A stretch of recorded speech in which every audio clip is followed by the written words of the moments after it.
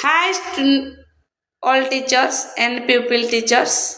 आज आम जो टॉपिकटा पढ़वा आमर जो पेडागोजी अच्छे एडार गोटे भी इम्पोर्टाट चैप्टर जोड़ा को आम आसेसमेंट कहती आम मूल्यवान कहती कारण जिते सब पढ़े भी जिते थियोरी पढ़े भी जो टाइप पढ़े भी आम लास्ट रे आसेसमेंट आम इम्पोर्टाट कारण आसेसमेंट जानले जाइना आम तार कौन कर गोटे छुआर को फीडबैक दे पारबा ताकू निदानमूलक बा रेडिमाल आमर कौन क्लास कर एगुड़ाक आम कर आम मूल्यांकन न करवा गोटे छुआ तार शिक्षण फलाफल केते दूर अग्रगति कला ताहा भी जापारबानी तो से आज टॉपिक अच्छी आमर लर्निंग आसेसमेंट जोड़ा आम शिक्षण मूल्यांकन ये विषयटा को मुझे फास्ट ना जो पेडागोजी चैप्टर रे पढ़ी जे आमर आमर कौन कही जो आमर आसेसमेंट जो 3 प्रकार अच्छी जे फॉर्मेटिव असेसमेंट आउ आमर कौन 3टा आमर समेटिव असेसमेंट आउटे अच्छे आमर कौन जो आमर कोड़ा सिला डायग्नोस्टिक असेसमेंट आउटे अच्छे आमर स्टैंडर्डाइज्ड असेसमेंट एगुड़ाक मु पढ़ाई तो एगुड़ाक भितर आम कौगुड़ाक लर्निंग आज कोड़ा फोर कोड़ा फॉर्म हेड़ा भी मुझे कही तो आम कौन करवा केवल मूल्यांकन को नहींना आमर इभाल्युएसन जो अच्छी आसेसमेंट अच्छी आसेसमेंट को नहींना 50टा क्वेश्चन को मु वर्तमान आपण सहित डिस्कसन करी जद्वारा आपण माने भी कंफ्यूज हेबेनी जे मूल्यांकन कौन आमर क्वेश्चन पैटर्न कौन पे हेबा दरकार तो एबे आमे जिबा आमर स्मार्ट बोर्ड आडकू फर्स्ट क्वेश्चन देजी कौन जे शिक्षण प्रक्रिया समय मतामत देवा और शिक्षादान को सजाड़ा क्यों प्रकार मूल्यांकन करा जाई थाए देजी कौन शिक्षण प्रक्रिया समय मतामत देवा और शिक्षादान को सजाड़ा क्यों मूल्यांकन दरकार हुए देखंतु मतामत मागला कौ समय शिक्षण समय आम कौन करथांती फॉर्मेटिव असेसमेंट करथांती जोड़ा आम जो आम कहती लर्निंग फॉर असेसमेंट एगुड़ाक आप जानवा दरकार जे एटा कौन लर्निंग फॉर असेसमेंट रे के जीवो आमर फॉर्मेटिव असेसमेंट आदि फॉर जगह कौन हम आज असेसमेंट आम पियोर असेसमेंट सांग मान द्वारा सेल्फ असेसमेंट ना कहती आदि फॉर होगला जदि कौन आमर फॉर नहीं फ्रॉम होगला आम ये कौन समेटिव जोड़ा आमर सामासिक और वार्षिक परीक्षा को बुझाऊँ तो ये 3टा आप बुझीपारे समस्ते जे फॉर कहले फॉर्मेटिव असेसमेंट आज कहले पियोर बा सेल्फ असेसमेंट और फॉर्म कहले समेटिव असेसमेंट वर्तमान आमर आसला सेकेंड क्वेश्चन जे एक जोगात्मक मूल्यांकन रे बा समेटिव असेसमेंट रो लक्ष्य हेउची आमर समेटिव असेसमेंट रो लक्ष्य कौन वर्ष को जो 2 थर परीक्षा हुए तार लक्ष्य कौन एक यूनिट पूर्वर छात्र पूर्व ज्ञान चिन्हट हम ना देखिए एक निर्दिष्टात्मक यूनिट शेष छात्र शिक्षण को मूल्यांकन करवा ये आमर हो कौन कही उन्नति निरंतर मतामत जगैबा नुह सहकर्मी समीक्षा करवा ये भी नुह देखो 3 नंबर क्वेश्चन कौन अच्छी एक मापर स्थिरता को केउ शब्द चिन्हाए अर्थात यह बारंबार परीक्षण रे समान फलाफल जदि आमर ये जिनसा मन रखबे जदि परीक्षण बा आमर जो असेसमेंट करवा समान फलाफल देखागला तो ताको आम कौन कहबा आम ताको निर्भर योग्यता कहबा ये जिनसा मन रखा दरकार कारण ये 4टा जाक आमर गोटे क्वेश्चन रो क्वालिटी हवा दरकार क्वेश्चन रे वैधता थिबा दरकार वस्तुनिष्ठता थिबा दरकार उपयोगिता थिबा दरकार और निर्भर योग्यता थिबा दरकार किंतु गोटे परीक्षा को यदि आम बारंबार परीक्षा कले आ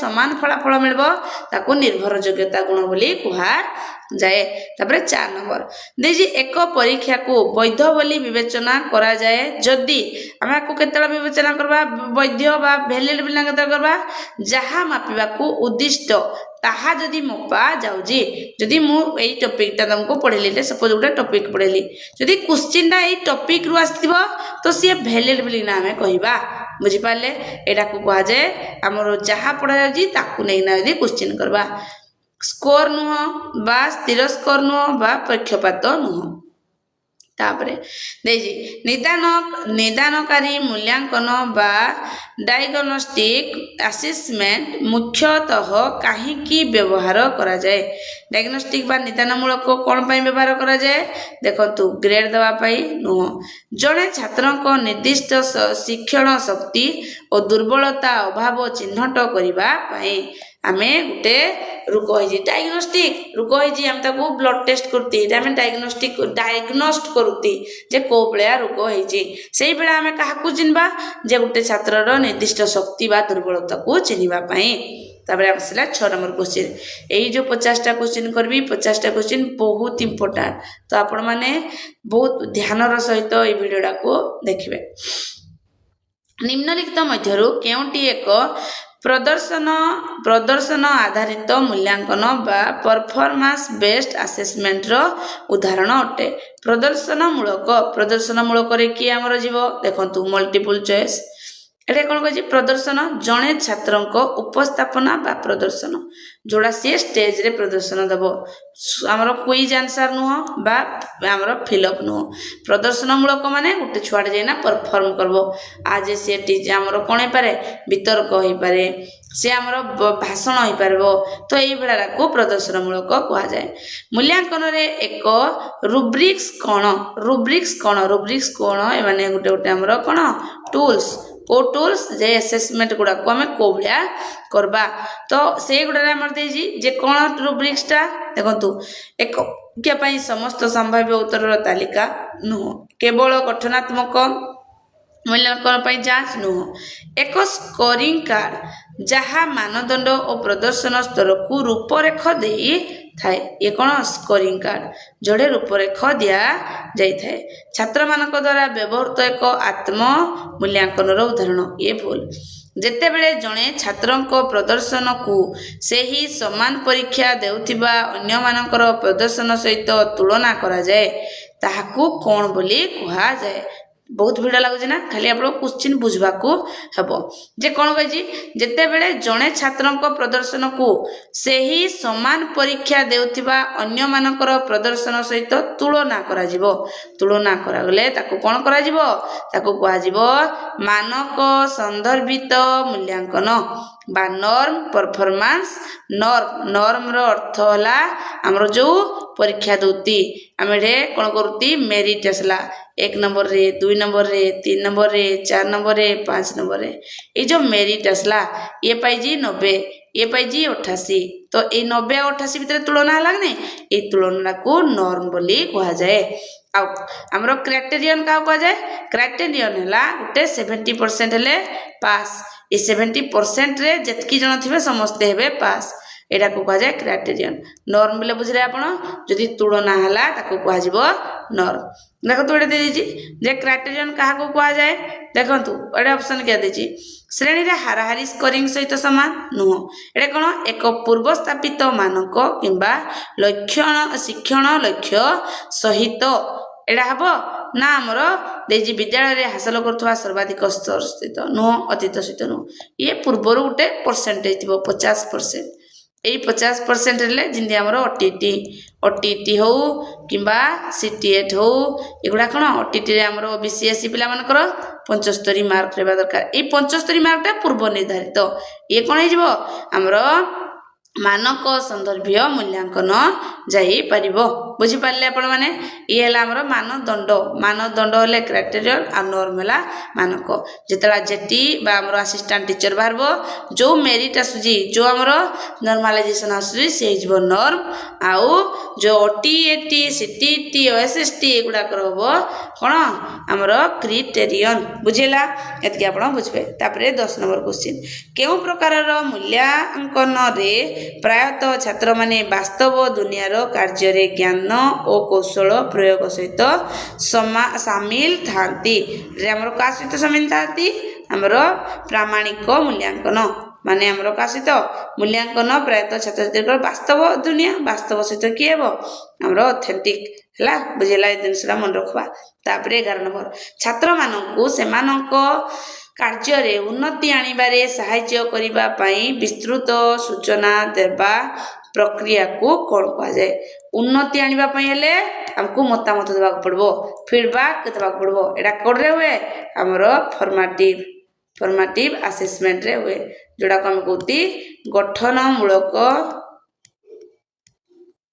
मूल्यांकन है एक भल मूल्यांकन जो असेसमेंट अच्छी केउ वैशिष्ट स्कोरिंग रे व्यक्तिगत विचार को कम करवा निश्चित करे हमरो कौन दे क्वेश्चन आपण माने बेसी बुझ पार नथबे देखंतु व्यक्तिगत विचार ऑब्जेक्टिव सहित समान एगुड़ाक सब कार गुण गुड़ाक एगुड़ाक सब आमर गोटे असेसमेंट रो गुण जे असेसमेंट बा मूल्यांकन को भाया हवा दरकार कौन ताको प्रासंगिकता हवा दरकार वस्तुनिष्ठता हवा दरकार व्यवहारिकता हवा दरकार प्रामाणिक हवा दरकार किंतु व्यक्तिगत विचार कही से लगी ऑब्जेक्टिव हवा दरकार 13 नंबर मूल्यांकन रे एक पोर्टफोलियो व्यवहार करिवार उद्देश्य कौन पोर्टफोलियो व्यवहार रे आवश्यकता कौन थाए समय क्रमे जड़े छात्र अग्रगति और अभिवृद्धि को ट्रैक करवा अग्रगति आउ अभिवृद्धि को ग्रेड देवा नुह तुलना नुह परीक्षा रे बदलैबा नुह 14 नंबर एक निर्दिष्टकरण सारणी बा टेबल ऑफ स्पेसिफिकेशन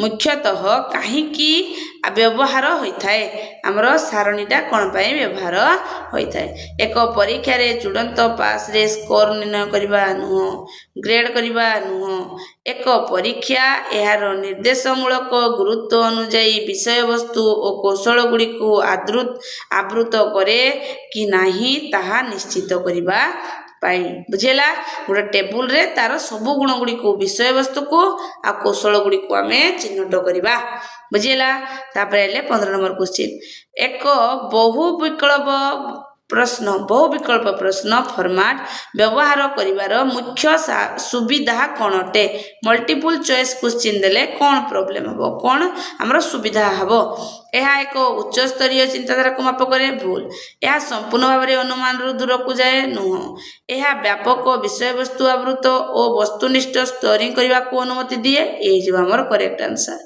ये सहज प्रश्न ये भूल बुझेला तापर आम आसले 16 नंबर क्वेश्चन को निम्नलिखित मध्यरु केउंटी एक उच्च स्तरीय मूल्यांकन अटे केउंटी एकर मूल्य उच्च स्तरीय मूल्यांकन देखंतु उच्च स्तरीय मूल्यांकन तार तो हैला एहा एक परीक्षा जा स्नातक किंबा प्लेसमेंट स्थिर करते बा एंट्रांस गोटे आम सीटी एंट्रांस दौती सीटी पढ़वा बा डेलटी पढ़वा ये एंट्रांस टा को प्लेसमेंट बुलिना कह जाए ये हमर उच्च स्तरीय मूल्यांकन साप्ताहिक नुह यूनिट टेस्ट नुह कि आत्मसंशोधन क्विज नुह शिक्षण पाई मूल्यांकन बा देखंतु असेसमेंट फॉर लर्निंग इधर हमें कौन जानले फॉर नु हमें फॉर्मेटिव आपण मान कहली इधर यदि हमरो कौन थेता फॉर जगह रे फॉर्म थेता हेले कौन हेता सबमेटिव बा हमरो सामासिक वार्षिक यदि आज थेता आज थेले से कौन हेता प्योर लर्निंग बा प्योर असेसमेंट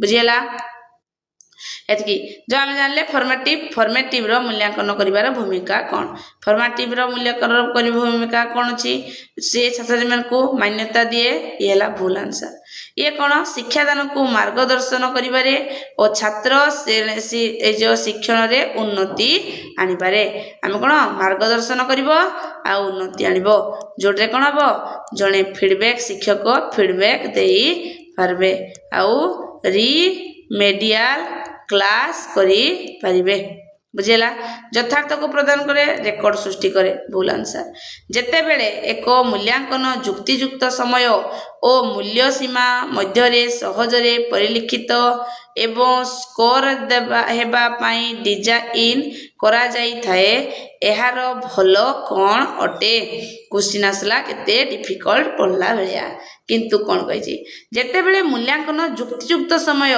मूल्य सीमा मध्य रे सहज रे परिचालित हुए हो परिचालित और स्कोर पाई डिजाइन करा जाई थाए ताकू कौन कहा जाए डिजाइन करा जाई जी ये तो ये जो हमर रिलेटिविटी परबनी रिलेटिविटी केतला हबो समान कौन रिजल्ट बारबा दरकार आमर वैलिडिटी तो आमर जहाँ पढ़ेती ताहा क्वेश्चन आवा दरकार ये तो व्यक्तिगत ऊपर डिपेंड करे ये कौन व्यवहारिकता बा आमे ଯୁକ୍ତିଯୁକ୍ତ ସମୟରେ ମୂଲ୍ୟାଙ୍କନ କରିବା, ମୂଲ୍ୟର ସମୟ ମଧ୍ୟରେ ସୀମା ଭିତରେ ସମାଧାନ କରିବା ଆଉ ସ୍କୋର ଦେବା ପାଇଁ ଡିଜାଇନ୍ ହେବା ଦରକାର। ଇଏ ପ୍ରାକ୍ଟିକାଲ ସହିତ କନେକ୍ଟେଡ୍। 19 ନମ୍ବର, ଜଣେ ଛାତ୍ରଙ୍କର ବିତର୍କ କରିବାର କିମ୍ବା ଗୋଷ୍ଠୀଗତ କାର୍ଯ୍ୟରେ ଅଂଶଗ୍ରହଣ କରିବାର କ୍ଷମତାକୁ ମୂଲ୍ୟାଙ୍କନ କରିବା ପାଇଁ କେଉଁ ମୂଲ୍ୟାଙ୍କନ ଉପକରଣ ସର୍ବୋତ୍ତମ ହୋଇପାରିବ?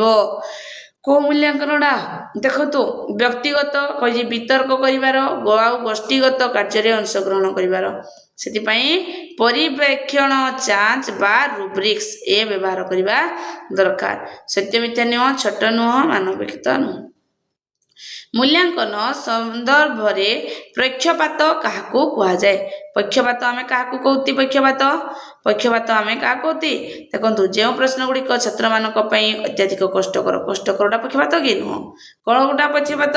ମୂଲ୍ୟାଙ୍କନରେ ଥିବା କାରକ ଗୁଡ଼ିକ ଯାହା ଅନ୍ୟାୟ ଭାବରେ କିଛି ନିର୍ଦ୍ଦିଷ୍ଟ ଗୋଷ୍ଠୀକୁ ସୁବିଧା କିମ୍ବା ଅସୁବିଧାରେ ପକାଇଥାଏ, ଏ ହେଇଗଲା ପକ୍ଷପାତ।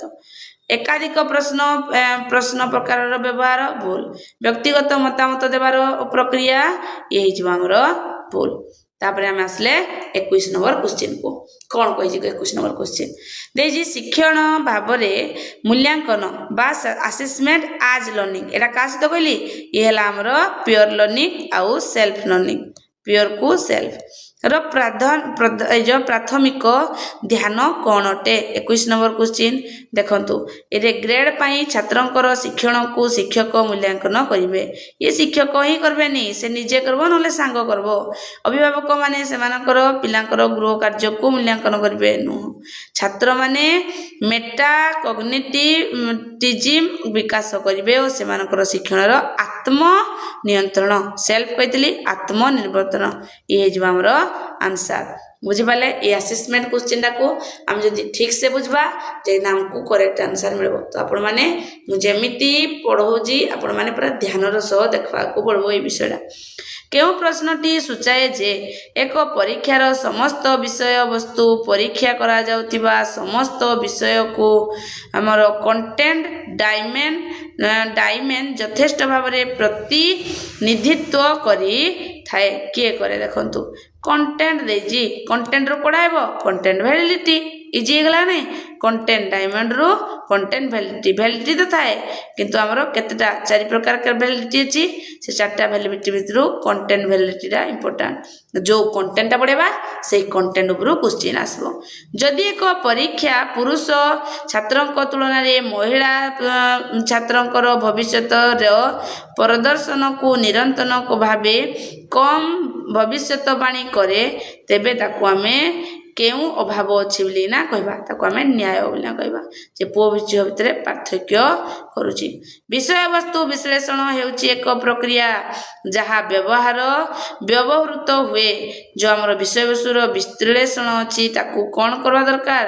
ଦେଖନ୍ତୁ, ଶ୍ରେଣୀରେ ସାମଗ୍ରିକ ଗ୍ରେଡ୍ ବଣ୍ଟନ ଭୁଲ କଥା। ବ୍ୟକ୍ତିଗତ ପରୀକ୍ଷା ପ୍ରଶ୍ନ ଗୁଡ଼ିକର ଗୁଣାବଳୀ ଓ ପ୍ରଭାବଶୀଳତା ଯାଞ୍ଚ କରିବା, ଇଏ ହେଇଗଲା ଆମର ବିଷୟର ବିଶ୍ଳେଷଣତା ଉପରେ ଡିପେଣ୍ଡ କରେ। ହେଲା। ତାପରେ ନେକ୍ସଟ, ଏକ ବହୁ ବିକଳ୍ପ ପ୍ରଶ୍ନରେ ବିଭ୍ରାଟକ ହେଉଛି ଡେସ୍। କିଏ ହେଲା ଆମ ବିଭ୍ରାଟକ? ସଠିକ ଉତ୍ତର ଭୁଲ। ଏକ ଭୁଲ ବିକଳ୍ପ ଯାହା କମ୍ ପ୍ରସ୍ତୁତ ଛାତ୍ରଙ୍କ ପାଇଁ ସମ୍ଭାବ୍ୟ ଲାଗିବା ପାଇଁ ଡିଜାଇନ୍ କରାଯାଇଅଛି, ଏ ଯିବ ଆମର ଭୁଲ। ବିଭ୍ରାଟକ କମ୍ ପ୍ରସ୍ତୁତ ଛାତ୍ରଛାତ୍ରୀମାନଙ୍କୁ ପାଇଁ ସମ୍ଭାବ୍ୟ ଲାଗିବା ଡିଜାଇନ୍ କରାଯାଇଅଛି। ବୁଝିଲା? ତାପରେ ଆମେ ଆସିଲେ 26 ନମ୍ବର କ୍ୱେଶ୍ଚିନ୍।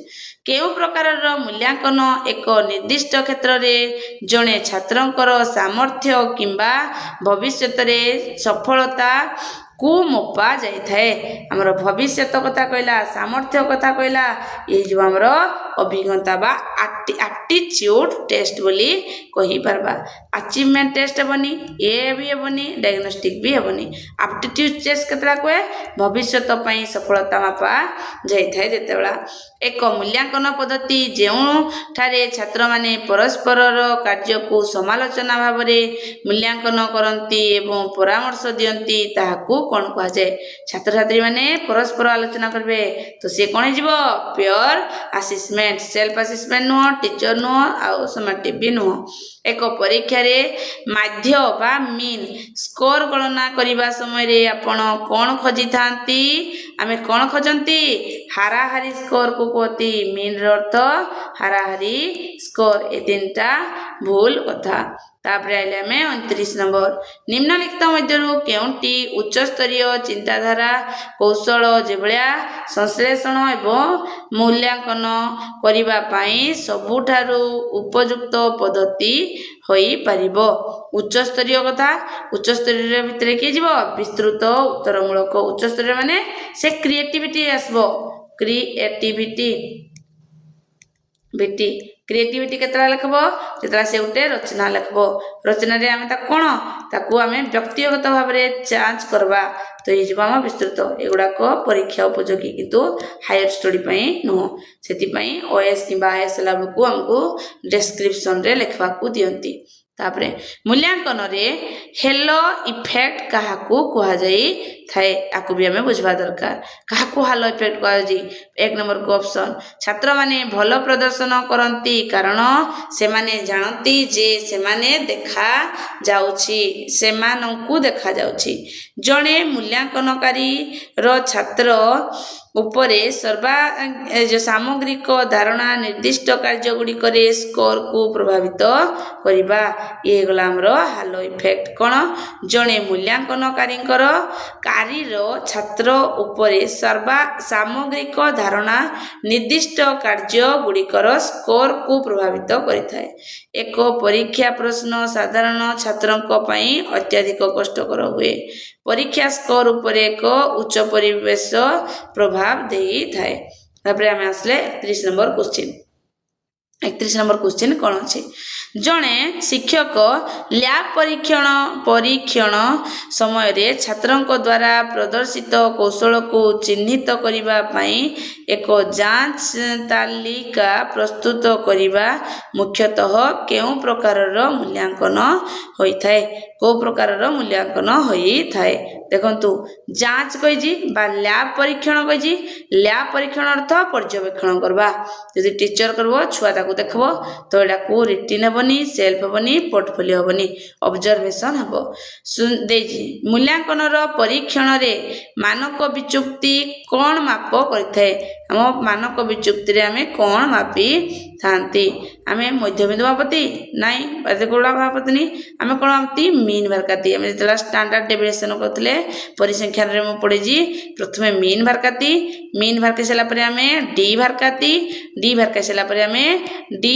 स्क्वायर भरकांती जोडे हमरो मीन डा सबडू इंपोर्टेंट तापरे गठनमूलक परीक्षण बा फॉर्मेटिव असेसमेंट रो एक मुख्य वैशिष्ट्य कोन अटे यह वर्ष शेष रे हुए भूल आंसर बुझिला ये हमर कोन कहि जी ये हमर अपरिवर्तन ग्रेड हुए नुह एहा कम स्तरीय बा बिना स्तर रे हेबाकू उद्दिष्ट एहा सर्वदा एक मानकीय बहु प्रकल्प प्रक्रिया ए जीव भूल आंसर एहा कम स्तरीय किंबा बिना स्तरीय हेबा उद्दिष्ट अटे गठन वैधता एक परीक्षण को किपरि समाधान करे हमरो गठन कंस्ट्रक्ट वैलिडिटी ये केमिति हमरो व्यवहार होउची एहा परिचालना पाई कोन कहि व्यवहारिक की नुह एडा भी भूल आंसर एहा एक मूलगत सिद्धांतगत धारणा को सठिक भावरे माप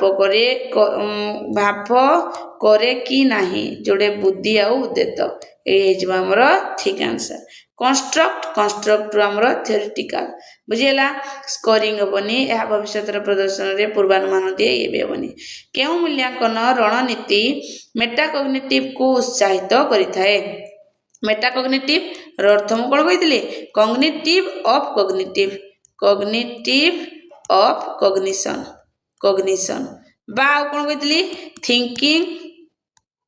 थिंकिंग ऑफ थिंकिंग चिंता रो चिंतन आको किए करि परबो यार काहाकू उत्साहित करूजी ये हमर उत्साहित करूजी देखंतु केवल देजी भूल आंसर केवल देजी भूल तीनटा तो केवल देजी गुटे ही ठीक देजी आत्म मूल्यांकन जजिंग किंबा प्रतिफलित प्रबंध एठी हमें गुटे छुआडे मेगा कंटिन्यू जानि परबा कारण तार क्रिएटिविटी को आसला कथाडा तापरे हम आसले नेक्स्ट क्वेश्चन ଯଦି ଏକ ପରୀକ୍ଷାରେ କମ୍ ଭେଦଭାବ ସୂଚକାଙ୍କ ଥାଏ ତେବେ ଏହାର ଅର୍ଥ ହେଉଛି ଯେ କ'ଣ? ଏହାର ଅର୍ଥ କ'ଣ ଅଛି? ପ୍ରଶ୍ନ ଦେଖନ୍ତୁ, ସମସ୍ତ ଛାତ୍ର ବହୁ ଅଧିକ ସ୍କୋର କରିପାରିବେ ନାହିଁ। ଭେଦଭାବ ଅଛି ପୁରା କମ୍। ଏକ ପରୀକ୍ଷାରେ କମ୍ ଭେଦଭାବ ସୂଚନାଙ୍କ ଥିବା ଦରକାର। ପରୀକ୍ଷାରେ ଅତ୍ୟଧିକ ଲମ୍ବା, ଭୁଲ କଥା। ପ୍ରଶ୍ନଟି ଉଚ୍ଚ ଓ ନିମ୍ନ ସଫଳ ଛାତ୍ରମାନଙ୍କ ମଧ୍ୟରେ ଫଳପ୍ରଦ କରିବାରେ ପାର୍ଥକ୍ୟ ସୃଷ୍ଟି କରିପାରେ ନାହିଁ। ଏ ହେଇଯିବ ଆମର ଠିକ୍ ଆନ୍ସର। କ'ଣ କହିଛି କ୍ୱେଶ୍ଚିନ୍? ଯଦି ଏକ ପରୀକ୍ଷାରେ କମ୍ ଭେଦଭାବ ସୂଚନାଙ୍କ ଥିବ, ଭେଦଭାବ ମାନେ ସମସ୍ତଙ୍କୁ ଇକ୍ୱାଲ୍ କ୍ୱେଶ୍ଚିନ୍ ଦେଇଥିବ, ତ ସେଠି ଉଚ୍ଚ ଓ ନିମ୍ନ ସଫଳ ପ୍ରାଣୀମାନଙ୍କ ଭିତରେ ପାର୍ଥକ୍ୟ କମ୍ ଦେଖାଯିବ। ମାନେ ସମସ୍ତେ ଚିନ୍ତା କରିବେ ସମସ୍ତଙ୍କ ପାଇଁ ହାର୍ଡ଼, ଯୋଉଟା ହେବ ସମସ୍ତଙ୍କ ପାଇଁ ହାର୍ଡ଼, ଯୋଉଟା ହେବ ସମସ୍ତଙ୍କ ପାଇଁ ଇଜି। ଏକ ଶ୍ରେଣୀ ପରୀକ୍ଷା ସୃଷ୍ଟି କରିବା ସମୟରେ ଛାତ୍ରଙ୍କୁ ପ୍ରଥମେ ଶିକ୍ଷଣ ଲକ୍ଷ୍ୟଗୁଡ଼ିକୁ କେଉଁ ଦୃଷ୍ଟିରୁ ସଂଜ୍ଞାବଦ୍ଧ କରିବାକୁ ପଡ଼ିବ? କେତେବେଳେ ଆମର ସଂଖ୍ୟାବଦ୍ଧ କରିବାକୁ ପଡ଼ିବ? ଦେଖନ୍ତୁ, ୟୁନିଟ୍ ପାଇଁ ଆବଶ୍ୟକ ମୋଟ ସମୟ, ଭୁଲ। ବ୍ୟବହାର ହେବାକୁ ଥିବା ପାଠ୍ୟପୁସ୍ତକର ପ୍ରକାର, ସର୍ବନିମ୍ନ ଗ୍ରହଣୀୟ ପାସ୍ ଗ୍ରେଡ୍, ଭୁଲ। ଇଏ କ'ଣ ହେବ? ଆମର ମାପଯୋଗ୍ୟ ଛାତ୍ର ଆଚରଣ ହୋଇପାରିବ କେଉଁ ଦୃଷ୍ଟିରୁ? ଏଇଟା ଆମକୁ ବୁଝିପାରିଲେ କି ନାହିଁ? ଏକ ଶ୍ରେଣୀ ପରୀକ୍ଷା ସୃଷ୍ଟି କରିବା ସମୟରେ ଶିକ୍ଷକଙ୍କୁ ପ୍ରଥମେ ଶିକ୍ଷଣ ଲକ୍ଷ୍ୟକୁ କେଉଁ ଦୃଷ୍ଟିରୁ ହେବା ଦରକାର? ମାପଯୋଗ୍ୟ ଛାତ୍ରର ଆଚରଣ କରିବେ, ଯେ ଛାତ୍ରମାନେ କ'ଣ କରିବାକୁ ସମର୍ଥ, ଛାତ୍ର ରେଡ଼ି ଅଛି କି ନାହିଁ, ତାର ଇଫେକ୍ଟ ଆସୁଛି କି ନାହିଁ, ଏତିକି ଆମେ ବୁଝିବାକୁ ପଡ଼ିବ। ତାକୁ ଧ୍ୟାନ ଦେଇକିନା ଶିକ୍ଷଣ ଲକ୍ଷ୍ୟ ବ୍ୟବହାର କରିବା।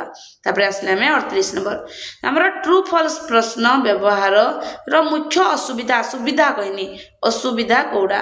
କ'ଣ କହିଛି ଅସୁବିଧା? ଆମର ଦେଖନ୍ତୁ, ଗ୍ରେଡ୍ କରିବାକୁ ଅତ୍ୟଧିକ ସମୟ ଲାଗିବ, ଇଏ ତ କ'ଣ? ଇଏ ଅସୁବିଧା କହିଛି, ଇଏ ତ ଆମର ସୁବିଧା। ସେମାନଙ୍କୁ ସ୍ପଷ୍ଟ ଭାବରେ ଲେଖିବା କଷ୍ଟକର ହୋଇପଡ଼ିବ, ଇଏ ବି ଠିକ୍ ଭୁଲ ଦେଇଛି। କ'ଣ ଅସୁବିଧା କହିଛି? ଟ୍ରୁ ଫଲ୍ସର ସେମାନେ ଅନୁମାନକୁ ଉତ୍ସାହିତ କରିବେ, ସଠିକ୍ ଭାବରେ 50% ସମ୍ଭାବ୍ୟତା। ଏଇଟା ସିଏ ରାଇଟଟା ମାରିବେ। ଟ୍ରୁ ଫଲ୍ସ ହେଇଯିବ ନା କହିବେ ଅଧା ଇଏ ଠିକ୍ ହେଇପାରିବ, ପୁଣି ଅଧା କହିବେ ଭୁଲ ହେଇପାରିବ, ଠିକ୍ ହେଇପାରିବ, ଭୁଲ ହେଇପାରିବ। ସେମାନଙ୍କ ଭିତରେ 50% ସମ୍ଭାବ୍ୟତା ଥିବ, ଠିକ୍ ଆନ୍ସର ସେମାନେ ଜାଣିନଥିବେ। ତାପରେ 39 ନମ୍ବର, ଏକ ବକ୍ରରେ ଗ୍ରେଡିଂ ହେଉଛି ଏକ ପଦ୍ଧତି ଯାହା ସାଧାରଣତଃ କେଉଁ ପ୍ରକାରର ମୂଲ୍ୟାଙ୍କନ ବ୍ୟାଖ୍ୟା ସହିତ ଜଡ଼ିତ ଅଟେ? ଆମର ଯେତେବେଳେ ଗ୍ରେଡ୍ କରାଯାଉଛି, ଗ୍ରେଡ୍ଟା ଆମର ନର୍ମ ସହିତ ଜଡ଼ିତ। ଏଠି ଆମେ ତୁଳନା କଲେ, ନର୍ମର ଅର୍ଥ ତୁଳନା ବା ମେରିଟ୍। ତାପରେ 40 ନମ୍ବର, ପ୍ରାମାଣିତ ମୂଲ୍ୟାଙ୍କନ ଶବ୍ଦକୁ ବେଳେ ବେଳେ କ'ଣ ବୋଲି କୁହାଯାଇଥାଏ? ଆମର ପ୍ରାମାଣିତକୁ କ'ଣ କୁହାଯାଏ? ଏଇଟା ଆମକୁ ମନେ ରଖିବାକୁ ପଡ଼ିବ। ପ୍ରାମାଣିତର ଅର୍ଥ ହେଲା ବିକଳ୍ପ ବା ଆମର ଅଲ୍ଟରନେଟିଭ୍ ଆସେସମେଣ୍ଟ। ଏଇଟା ଆମକୁ ଆପଣମାନେ ଜିନିଷକୁ ଟିକେ ରିକଲ୍ କରିବାକୁ ପଡ଼ିବ। ତାପରେ ଆମେ ହେଲେ 41 ନମ୍ବର କ୍ୱେଶ୍ଚିନ୍ ଦେଇଛି, ଏକ ପରୀକ୍ଷା ସ୍କୋରର ବଣ୍ଟନରେ ମଧ୍ୟମାନର ସ୍କୋର ହେଉଛି ସେଇ ସ୍କୋର ଯାହା ତାକୁ କ'ଣ କୁହାଯିବ? ଯାହାର ଆମର ମିଡ଼ିୟମ୍ ମାନେ ଆମେ ଜାଣିତି ହାରାହାରି, ଏ ମିଡ଼ିୟମ୍ କହିଲେ ଆମର ମଝିର ଅର୍ଥ ଆମର ବଣ୍ଟନର 2 ସମାନ ଅର୍ଦ୍ଧକରେ ବିଭକ୍ତ କରିବା।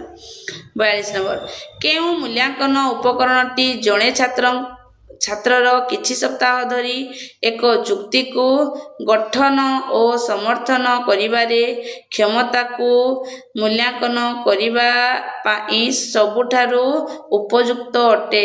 କେତେ ସମୟ ପାଇଁ? କିଛି ସପ୍ତାହ ପାଇଁ। କିଛି ସପ୍ତାହ ପାଇଁ ହେଲେ କ'ଣ ହେବ? ଏକ ଛୋଟ ବା ୟୁନିଟ୍ ଶେଷରେ ନୁହଁ, ମାନକକୃତ ନୁହଁ। ଏଇଟା କ'ଣ କହିଛି? କେଉଁ ମୂଲ୍ୟାଙ୍କନ ଉପକରଣଟି ଜଣେ ଛାତ୍ରର କିଛି ସପ୍ତାହ ଧରି ଏକ ଯୁକ୍ତିକୁ ଗଠନ କରେ ଓ ସମର୍ଥନ କରିବାର କ୍ଷମତାକୁ ମୂଲ୍ୟାଙ୍କନ କରିବାକୁ ଦିଏ ଉପଯୁକ୍ତ? ଏ କ'ଣ? ଖସଡ଼ା ଆଉ ଚୂଡ଼ାନ୍ତ ଲିଖିତ କାର୍ଯ୍ୟ ସାଧନ କରିବାର ଏକ ପୋର୍ଟଫୋଲିଓ। ଆମେ ପୋର୍ଟଫୋଲିଓ କିଛି ସପ୍ତାହ ପାଇଁ କରିପାରିବା। ଏକ ଭଲ ମୂଲ୍ୟାଙ୍କନ ଅଭ୍ୟାସରେ ମତାମତ ଦେବା ସାମିଲ ହୁଏ, ଯାହା କିଏ ସାମିଲ ହେଇଥାଏ? ଦେଖନ୍ତୁ, ଯୋଉଟା ନିର୍ଦ୍ଦିଷ୍ଟ ଥିବ, ସମୟ ଚପିଥିବ ଆଉ କାର୍ଯ୍ୟମୁଖୀ ଥିବ। ଗ୍ରେଡ୍ ନୁହଁ, ବ୍ୟକ୍ତିତ୍ୱ ନୁହଁ କି ଉଚ୍ଚ ସଫଳତାରେ ନୁହଁ। ଏକ ଛୋଟ ପ୍ରବନ୍ଧ ପରୀକ୍ଷା ସନ୍ଦର୍ଭରେ ନିର୍ଭର ଯୋଗ୍ୟତାର ଅର୍ଥ କ'ଣ? ରିଲେଟିଭିଟିର ଅର୍ଥ କ'ଣ ହେଇପାରିବ? କ'ଣ ହେବ? ପ୍ରବନ୍ଧ ଶିକ୍ଷକଙ୍କ ଉଦ୍ଦେଶ୍ୟକୁ ମାପ କରିବା ନୁହଁ। ପ୍ରବନ୍ଧ ଲେଖିବାରେ ସହଜ ହେବା ନୁହଁ। ଯଦି ବିଭିନ୍ନ ମୂଲ୍ୟାଙ୍କନକାରୀଙ୍କ ଦ୍ୱାରା ଗ୍ରେଡ୍ କରାଯାଏ ତେବେ ସମାନ ପ୍ରବନ୍ଧ ଏକ ସମାନ ସ୍କୋର ପାଇପାରିବ। ଇଏ ଯେଉଁ ଆମର ରିଲେଟିଭିଟି। ସବୁବେଳେ ସମାନ ଉତ୍ତର ସମାନ ସମୟରେ ଯେତେ ଥର ଏକ୍ଜାମ୍ ଦେଲେ ବି ସମାନ ହେଉଥିବ ଆମର ଆନ୍ସର। ନିମ୍ନଲିଖିତ ମଧ୍ୟରୁ କେଉଁଟିକୁ ଆନୁଷ୍ଠାନିକ ମୂଲ୍ୟାଙ୍କନ ବା ଫର୍ମାଲ ଆସେସମେଣ୍ଟ ଭାବରେ ବ୍ୟବହାର କରାଯାଇଥାଏ ବା ବିବେଚନା କରାଯାଇଥାଏ? କାହାକୁ ଆମେ ବିବେଚନା କରୁଛି? ଏକ ମାନବୀକୃତ ସଫଳତା ପରୀକ୍ଷା। ଆକୁ ଫର୍ମାଟିଭ କରୁଛି, ଯୋଉଟା ଆମେ ନିଜେ ବସିକି ନା କ୍ୱେଶ୍ଚିନ୍ ପେପର ଆନ୍ସର ଦେଉଛି। ଅନୌପଚାରିକ ନୁହେଁ, ଗୋଷ୍ଠୀଗତ ନୁହଁ, ବା ଆମର ଥମ୍ସ ଅପ୍ ବା ଥମ୍ସ ଡାଉନ୍ ଏଇଗୁଡ଼ା ଆମେ ରାଇଟ୍ ଆଙ୍ଗଲ ଏଗୁଡ଼ାକ ଦେଖିବା ନୁହଁ। ତାପରେ ଆମେ ହେଲେ 46 ନମ୍ବର କ୍ୱେଶ୍ଚିନ୍। ପ୍ରାକ୍ ପରୀକ୍ଷା ବ୍ୟବହାର କରିବାର ମୁଖ୍ୟ ଉଦ୍ଦେଶ୍ୟଟି କ'ଣ ଅଟେ? ଆମେ ପ୍ରାକ୍ ପରୀକ୍ଷା ବା ପ୍ରାକ୍ ଟେଷ୍ଟରେ ଆମେ କ'ଣ ଜାଣିଥାନ୍ତି? କ'ଣ ଜାଣନ୍ତି? ପୂର୍ବ ଜ୍ଞାନ ନିଶ୍ଚୟ କରିବା, ଶିକ୍ଷାଦାନକୁ ସଜାଡ଼ିବା। ଆମେ ପ୍ରି ଟେଷ୍ଟ କରନ୍ତି ପୂର୍ବ ଜ୍ଞାନ ଜାଣିବା ପାଇଁ। ଯେତେବେଳେ ଶିକ୍ଷକ ମୂଲ୍ୟାଙ୍କନ ଫଳାଫଳକୁ ଆବଶ୍ୟକ ହେଲେ ଉପଚାରମୂଳକ ଶିକ୍ଷାଦାନ ନିଷ୍ପତ୍ତି ନେବା ପାଇଁ ବ୍ୟବହାର କରନ୍ତି, ସେତେବେଳେ ସେ କେଉଁଥିପାଇଁ ମୂଲ୍ୟାଙ୍କନ ବ୍ୟବହାର କରିଥାଏ? ରିମେଡ଼ିଆଲ ଇନଷ୍ଟ୍ରକ୍ସନ୍ ଆମେ କେତେବେଳେ ବ୍ୟବହାର କରିଥାନ୍ତି? କେତେବେଳେ? ଶିକ୍ଷାଦାନରେ ନିଷ୍ପତ୍ତି ନେବା ସମୟରେ। ତାପରେ କମ୍ ବୈଧତା ଥିବା ମୂଲ୍ୟାଙ୍କନ ଉପରେ ଅଧିକ ନିର୍ଭର କରିବାର ବିପଦ କ'ଣ ଅଟେ? ସେମାନେ ସାଧାରଣତଃ ପରିଚାଳନା ପାଇଁ ଅତ୍ୟଧିକ ବ୍ୟୟବହୁଳ ଅଟନ୍ତି। ସେମାନେ ସ୍କୋର କରିବାକୁ ଅତ୍ୟଧିକ ସମୟ ଲଗାନ୍ତି। ଫଳାଫଳ ଛାତ୍ରଙ୍କ ସଫଳତା ବିଷୟରେ ଭୁଲ ସିଦ୍ଧାନ୍ତ ନେଇପାରେ। ସେ ଅତ୍ୟଧିକ ବସ୍ତୁନିଷ୍ଠ ହୋଇଥାଇପାରେ ବା ହୁଅନ୍ତି। କୋଉଟା ହେଇଯିବ ଆମର ଆନ୍ସର? ଦେଖନ୍ତୁ, କମ୍ ବୈଧତା ତା ଅର୍ଥ ଆମର ବହିରୁ କମ୍ ପଢ଼ିବ। ଫଳାଫଳ ଛାତ୍ରଙ୍କ ସଫଳତା ବିଷୟରେ ଭୁଲ ସିଦ୍ଧାନ୍ତ ନେଇପାରେ। ଇଏ ହେଇଯିବ ଆମର ଆନ୍ସର। ଯେ କମ୍ ଭ୍ୟାଲିଡିଟି ଅଛି ତ କମ୍ ରିଲେଟେଡ୍ ଅଛି। ତାପରେ ଆମେ ଆସିଲେ 39 ନମ୍ବର। ଏକ ଦକ୍ଷତା ପରୀକ୍ଷା ବା ମେଟ୍ରିକ୍ ଟେଷ୍ଟ ହେଉଛି ଏକ ପ୍ରକାରର ପରୀକ୍ଷା ଯେଉଁଠାରେ ସ୍କୋର କାହା ଉପରେ ଆଧାର କରି ବ୍ୟାଖ୍ୟା କରାଯାଇପାରିବ। କାହା ଉପରେ କରିବ? ଦେଖ କାହା ଉପରେ? ଏଇଟା ଆମର ଅଛି ଏକ ନମ୍ବର ଅପସନ୍। ଏକ ମାନକ ଗୋଷ୍ଠୀର ହାରାହାରି ପ୍ରଦର୍ଶନ ସହିତ ତୁଳନା କରିବ। ଭୁଲ କଥା। ଏକ ସ୍ଥିର ମାନକ ଯାହା ସମସ୍ତ ଛାତ୍ରଙ୍କୁ ପୂରଣ କରିବାକୁ ପଡ଼ିବ, ଯେଉଁଟା 80। ଆମର ଦକ୍ଷତା ପରୀକ୍ଷା ତା ଅର୍ଥ 80%। ଏଟାକୁ ଆମେ ବି କ'ଣ କହିବା?